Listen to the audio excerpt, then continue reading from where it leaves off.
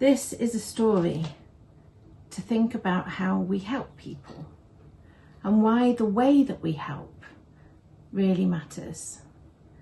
It's a story about a young woman who lives in a place with lots of potential, but some obstacles in the way of people achieving that.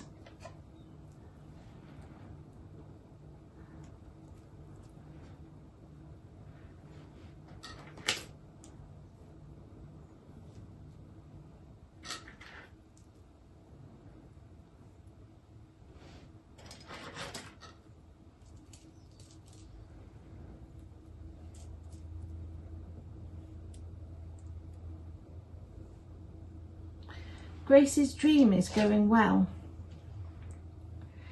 People are coming to the Holistic Development Agency and really benefiting from the help it offers.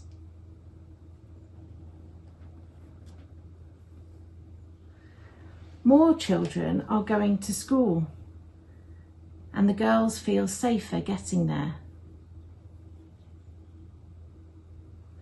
With more children coming for support, Grace wants to expand the work of HODA and work with parents and the school to help parents think differently about why education is so important.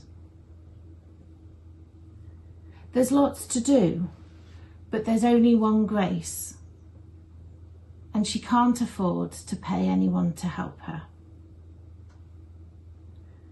So Grace decides to apply for some external funding. She writes a lot of letters. She speaks to a lot of people in the community and gathers all their stories to show that what they're doing makes a difference, so that the people with the money will see that it fits with where they want to spend it. And the environment keeps shifting under everyone's feet.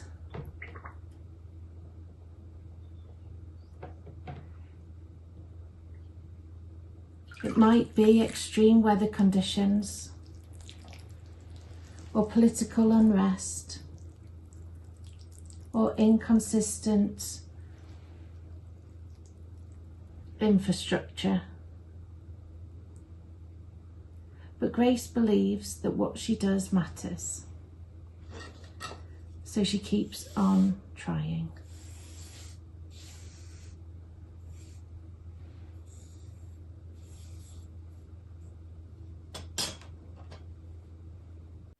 Accessing funding is really hard and takes up time and resources, especially when the funding has very specific criteria to meet and has to be evidenced differently for each individual application. As part of our partnership with local organisations, we can assist them in applying to other external funders, and by creating and facilitating networks amongst our partners, they can make joint applications, which opens up new funding opportunities that they may not otherwise be able to access. We also encourage partner organisations to grow income-generating activities that will create self-sufficiency into the future.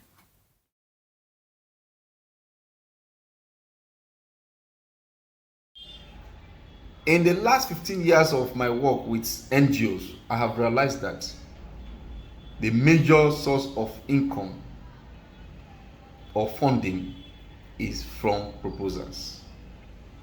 So writing proposals for them is a priority, and they spend more time to write proposals. They ignore most of the activities that they are doing during proposal writing, so they focus on the proposal. Unfortunately, for most of the times, they write, but then they don't succeed.